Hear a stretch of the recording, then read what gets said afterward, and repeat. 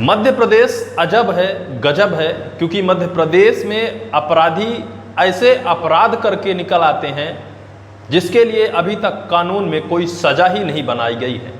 आपके mobile screen पर एक दैनिक भास्कर की खबर चल रही है, जिस खबर में इंसानियत को खत्म करने वाली एक टाइटल लिखी हुई है, जिस पर एक युवक आरोप लगाता हुआ नजर आ रहा है कि हमें सत्ताधारी भारतीय जनता पार्टी के समर्थक सरपंच ने मानव का मल खिला दिया। मल ही नहीं, उसके साथ बर्बरता की सारी हदें पार कर दी। इस टाइटल में जो आपने पढ़ा है, उस टाइटल के अंदर की जो खबरें हैं, उन खबरों को सुनकर, जानकर, उनके बारे में जब आप सोचेंगे तो आपके खुद रोंगटे खड़े हो जाएंगे कि आखिर मध्य प्रदेश में कैसी कानून व्यवस्था है, कैसी सरकार है। पूरा मध्य प्रदेश नहीं, पूरा देश कानून से चलता है, संविधान से चलता है। सत्ता के हाथों में संविधान और कानून भी होता है। सत्ता जिधर चाहती है उधर कानून का हंटर चला सकती है, सत्ता जिधर चाहती है उधर कानून का डंडा भी मार सकती है, ऐसा कहा जाता है। लेकिन सत्ता में ही ऐसा कुछ हो रहा है। मध्य प्रदेश में मोहन सरकार है, मध्य प्रदेश का गृह मंत्रालय मध्य प्रदेश के मुख्यमंत्री मोहन यादव के हाथों में है। मध्य प्रदेश पुलिस व्यवस्था मोहन यादव देख रहे हैं। मध्य प्रदेश की कानून व्यवस्था मोहन यादव के हाथों में है। बीते कल यानी 25 जून को भारतीय जनता पार्टी ने काला दिवस के रूप में मनाया, क्योंकि 50 साल पहले इंदिरा गांधी के कार्यकाल में एक आपातकाल लगाया गया था, जिसमें बहुत सारी कहानियां निकल कर आई। उसके लिए हम एक और वीडियो बनाएंगे, इस पर ज़्यादा कुछ नहीं बताया जा सकता है। काला दिवस, संविधान की हत्या और बहुत कुछ। लेकिन अभी जो मैं खबर बता रहा हूं, ऐसी खबरें नित्य निकल कर आती हैं जो कानून और संविधान की हत्या से कम नहीं है।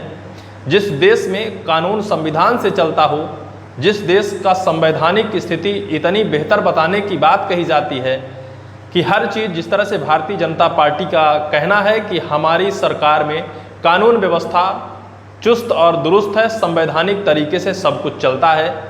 लेकिन जो हालात, जो खबरें, जो बर्बरता, जो कानून की धज्जियां उड़ाने वाले सत्ताधारी और सत्ता के समर्थक लोग हैं, ऐसे लोगों की खबर, ऐसे लोगों पर जब आरोप निकल कर आते हैं तो कहीं ना कहीं ये माना जाता है कि जो काला दिवस बीते 25 जून को मनाया गया, वो काला दिवस कहीं रोज मनाया जाना चाहिए, क्योंकि ऐसी खबरें रोज निकल कर आती हैं जो शायद इंसानियत को शर्मसार कर दें, मानवता को शर्मसार कर दें।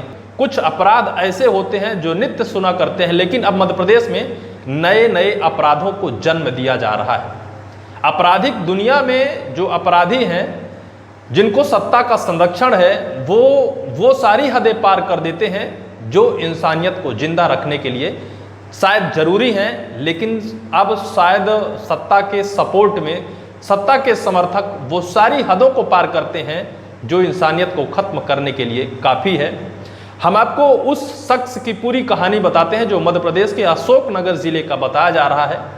उस शख्स ने बताया कि हमें मानव का मल खिलाया गया, गंदगी खिलाई गई। कितनी शर्मनाक बात है, कितनी हैवानियत भरी, कितनी दरिंदगी भरी यह बात है कि कोई इंसान कैसे ऐसे सोच सकता है और इस अपराध की एक नई इबारत को कैसे लिख सकता है। कौन है, क्यों लिखा है, उस शख्स के क्या आरोप हैं और उसने प्रशासन के ऊपर क्या आरोप लगाए हैं, जरा गौर से इस पूरी वीडियो को सुनिएगा, आपके पैरों तले जमीन खिसक जाएगी। जिस शख्स की हम बात कर रहे हैं, उस शख्स का नाम है रघुराज लोधी, उसके भाई का गजराज लोधी। ये मध्य प्रदेश के मोगावली तहसील के मुड़रा गांव का है, अशोकनगर जिले का।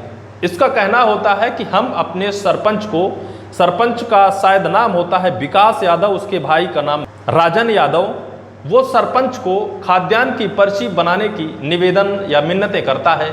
उस एवज में युवक का आरोप होता है कि हमने 1000 रुपये भी सरपंच को शायद उस पर्ची को बनाने के लिए दिया था।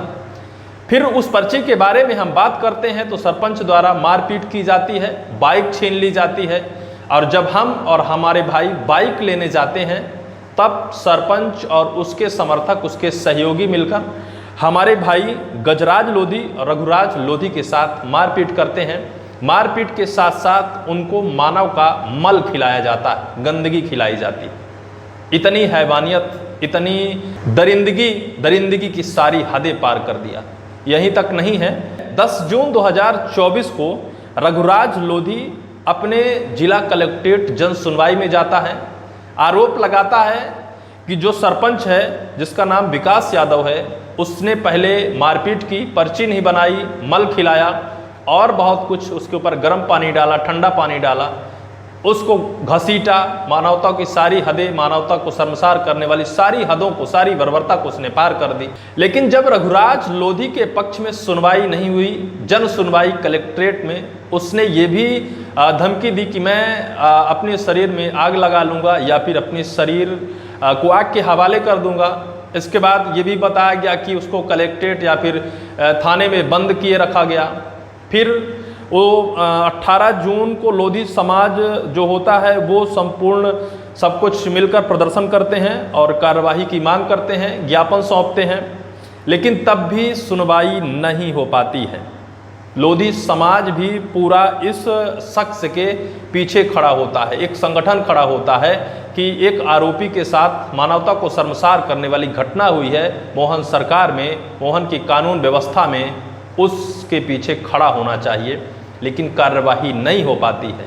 बीते दिनों एक मध्य प्रदेश के विपक्ष के कांग्रेस अध्यक्ष जीतू पटवारी के पास यही रघुराज लोधी और गजराज लोधी भोपाल पहुंचते हैं, पूरी आप बीती बताते हैं और पूरी आप बीती ऑन रिकॉर्ड जीतू पटवारी जी ने अपने एक्स हैंडल पर ट्वीट भी किया है।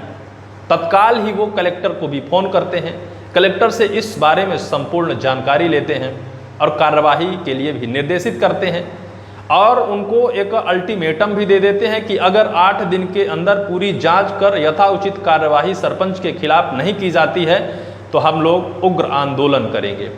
लेकिन उससे पहले आपको बताएं, जो सरपंच जिनका नाम विकास यादव, राजन यादव या फिर इनके जो और ठकुर सोहाती लोग हैं, इनका संपर्क किनसे है? इनका संपर्क है बीजेपी विधायक बृजेंद्र यादव। मध्य प्रदेश मोहन सरकार के एक विधायक हैं जिनका नाम है बृजेंद्र यादव। जो ये रघुराज लोधी है, ये लगातार आरोप लगा रहा है कि जो सरपंच है उसका कहना है कि हमारी सरकार है, हमारे विधायक हैं, हमारी सत्ता है, तुम कहीं कुछ नहीं कर पाओगे चाहे जहां जाओ। उसके बाद ये भी बात आई कि जो यादव समाज के जो सरपंच हैं उन्होंने इन दोनों शख्स को बुलाकर उनको दबाव दिलवाकर एक वीडियो भी बनाया जिस पर उन्होंने कहा कि हमारे साथ कोई बर्बरता नहीं की गई है, हमारे साथ कोई अनहोनी, कोई घटना नहीं घटित हुई है। लेकिन इसके बाद जब वो शख्स को न्याय नहीं मिलता है, शायद उस शख्स को लगता है कि हमें न्याय नहीं मिलेगा, तब वो कांग्रेस अध्यक्ष जीतू पटवारी के पास पहुंच जाता है और जीतू पटवारी को पूरी आप बीती बताते हुए बिलखता हुआ रोने लगता है, रोते हुए पूरी कहानी बताता है। जो कहानी वो बताता है वो कहानी मैं आपको सुना नहीं सकता, क्योंकि वास्तव में ऐसी कहानियाँ मानवता को शर्मसार करने वाली है। ऐसी कहानियां निश्चित तौर पर आपके दिल को झकझोर कर रख देगी, आपके पैरों तले जमीन खिसक जाएगी। लेकिन मध्य प्रदेश के सीधी जिले में हुए पेशाब कांड की घटना तो इतने जोरों शोरों से उठाया गया था। जो कुछ भी हुआ शिवराज की सरकार थी, लेकिन एक शख्स को मानव का मल खिला दिया गया मध्य प्रदेश की मोहन सरकार के अंदर, मोहन सरकार की कानून व्यवस्था के अंदर। जिस तरह से उस शख्स ने आरोप लगाया है, तब भी उस पर कोई जांच नहीं। कलेक्टर साहब का कहना है कि इनकी आपसी रंजिश है, ऐसी मल खिलाने वाली कोई बात नहीं है। लेकिन उस शख्स का कहना है कि हमें खिलाया गया है, हमारे साथ बर्बरता की गई है, दबाव में आकर हमने वीडियो बना दिया था और वीडियो में उन्होंने कहलवा लिया था कि मेरे साथ कुछ नहीं हुआ है, लेकिन वास्तव में मेरे साथ हुआ है। न्याय होना चाहिए।